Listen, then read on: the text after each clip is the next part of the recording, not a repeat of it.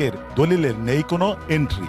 টেবিলে থরে থরে রাখা দলিলের সামনে পিছনের দেখা যায় দুর্ভিদ্ধ চিহ্ন। এরও কোনো সুদুত্তর পায়নি ডিবিসি নিউজ। মানে গভর্নমেন্ট ফিস আমি বুঝা পাইছি। কিন্তু তো কোনো জায়গায় লেখা নাই এটা অ্যান পেইড। অ্যান মানে কি পেইড? অ্যান মানে কি? এই অ্যানের সাংস্কৃতিক সূত্রটা কি? এ সময় উপস্থিত সেবা গ্রহীতারা মুখ খুলতে চাইলেও ধমক ও চোখের ইশারায় থামিয়ে দেন ঘুষ বাণিজ্যে জড়িত দলিল লেখকরা। এজলাস কক্ষে নগদ লেনদেন নিষিদ্ধ স্বীকার করলেও ঘুষ বাণিজ্যের অভিযোগ অস্বীকার করেন ঘাটাইলের সাব রেজিস্ট্রার নাজমুল হাসান। কিছু দলিল আছে সেগুলোতে নগদ ফিস থাকে, সেই ফিসগুলো আমরা যথাযথভাবে রসিদের মাধ্যমে পরিশোধ করে থাকি।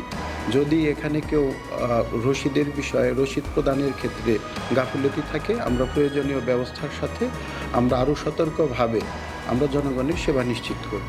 অভিযোগ রয়েছে ঘুষ লেনদেনের নতুন পন্থা হিসেবে